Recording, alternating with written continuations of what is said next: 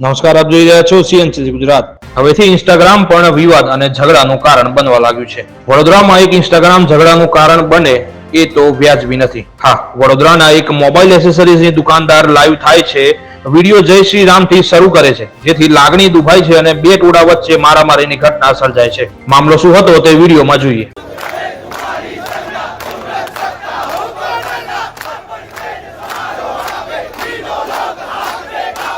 કોઈ બીજા ધર્મ પર ટિપ્પણી કરી આજે એ લોકો બહાર આવીને પોલીસ સ્ટેશન ઘેરી લે છે. આરોપી શાંતિથી કરી રહ્યા છે, દેવી કરી રહ્યા છે. એ સમજતા નથી. રોબોટેક કરીને એનામાં અમે બધી નવી નવી ઓફર લાવીએ છીએ. એના અંદર અમે લાઈવ થયા હતા. હવે લાઈવમાં અમારું જે પહેલું સ્પીચ છે એ જય શ્રી રામથી ચાલુ થાય છે. હવે જય શ્રી રામ કેવું બધા ફોલોવર્સ મારા જેટલા બી ફોલોવર્સ છે બધા અંદર આવ્યા હતા. જય શ્રી રામ બોલતા હતા. એમાં એક સાહિદ પટેલ કરીને જે છોકરો છે પાદરાનો, એ પાછી અંદર આવીને અમારા રામ ભગવાને અપશબ્દ બોલી ગયો છે. રામ ભગવાનની માને લઈને અપશબ્દ બોલ્યો છે અને આપણી જોડે સબૂત છે જ. એ બાબતે લઈને અમારા જેટલા બી ફોલોવર્સ છે બધાની અંદર સ્ટોરી આવી કે જતીનભાઈ કંઈક ને કંઈક કરો, આવું ના ચાલે બોલી કે એટલે અમારા જેટલા બી હિન્દુ ભક્તો છે બધા જ થોડા ભડકી ઉઠ્યા છે. એટલે કાયદેસર કાર્યવાહી થવી જોઈએ, એમાં કોઈ એ નહીં. એટલે એ વિડીયો કોલમાં આવ્યો હતો કે ચાલુ લાઈવ હતું, એ લાઈવના અંદર એ પાર્ટી ગાર્ડ બોલીને ગતો રહ્યો છે. અત્યારે બધા જો ખોટા ખોટા બાળા બધા કે મારું આઈડી હેક થઈ ગયું છે અને ફોન કર્યા, અમારા બધા નંબર બ્લોક લિસ્ટમાં નાખી દીધા.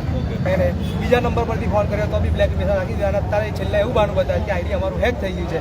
એમનો એક બીજો એક છોકરો આવ્યો એવું કહે છે કે જ્યારે એને મેસેજ કર્યો ત્યારે એનો ફોન હેંગ થઈ ગયો હતો અને બીજા એના પપ્પા આવ્યા ત્યારે એવું કહે છે કે એને એ ટાઈમે ફોન કોઈ બીજા જોડે હતો. જવાબ અલગ અલગ છે. એટલે હકથી એને ગાળ તો એને લખી દીધી છે દિલથી, એટલે એ સહજ થાય નહીં બિલકુલ બી. નવાપુરા સ્ટેશન હા, નવાપુરા સ્ટેશન આવે છે. અને મારી એક જ વિનંતી છે આ બધાને કે ભાઈ માફી માંગવી જોઈએ અને બધાના વિડીયો માંગે કે મારા પેજ પર એને ગાળ બોલી છે તો વિડીયો બી બનાવવો જ પડશે અને આપણે એડિટ કરી મૂકીશું. બધાને નમ્ર વિનંતી છે, જો એ વિડીયો નહીં બનાવે માફીનો તો એને કાલ ઉઠીને કઈ બી થાય અમારી જવાબદારી રહેશે નહીં. તમારું શું કેવું છે ભાઈ?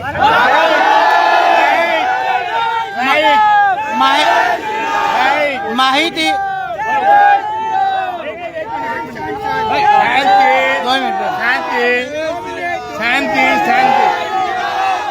શાંતિ એક મિનિટ માહિતી પોલીસનું અત્યારે અમે કાલના 8 વાગ્યાથી આવ્યા છે. એમની પ્રોસેસ ચાલી રહી છે. જે બી છે જે બી કરશે કોઈ પ્રોબ્લેમ નહીં. અમને એમના પર પૂરો ભરોસો છે કે માફી તો મંગાવશે જ, કારણ કે ભૂલ કરી છે તો માંગવી તો પડશે જ, ભલે ગમે તે હોય. માહિતી મુજબ એવું લાગ્યું કે પાદરાના કાઉન્સિલર પણ આવ્યા હતા. હા, આવ્યા હતા, પણ એ પહેલા એવું કીધું કે અમે કાઉન્સિલર છે. પછી ભાઈ થોડું ટોળું થયું તો ગભરાઈ ગયા. પછી કીધું મારી શું નામ છે એમનું? એ જનક પટેલ કરીને છે.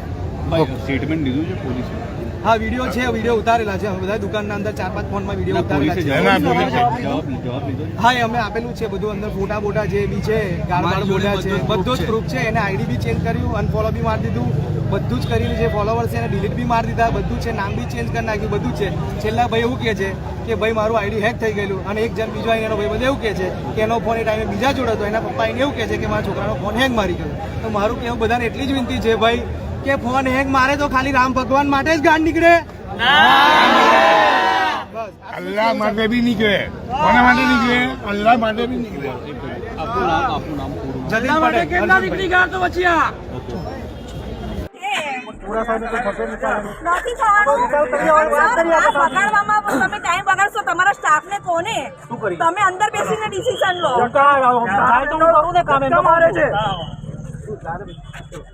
એનું કારણ કોઈ સાહેબ, મારા છોકરાઓને બધાને હું ભગાડવા તૈયાર છું. હું બેસાડવા તૈયાર છું. તમે અંદર જાઓ, તમારા સ્ટાફને ક્યાંથી જવું?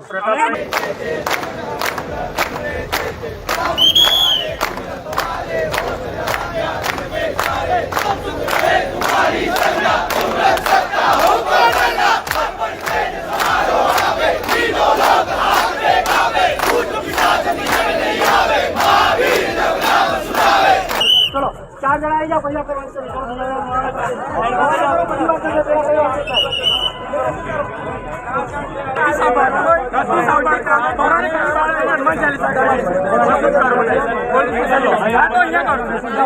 5 જણ એવી રીતે નથી સાંભળતા. અમે કરી લીધી એકવાર.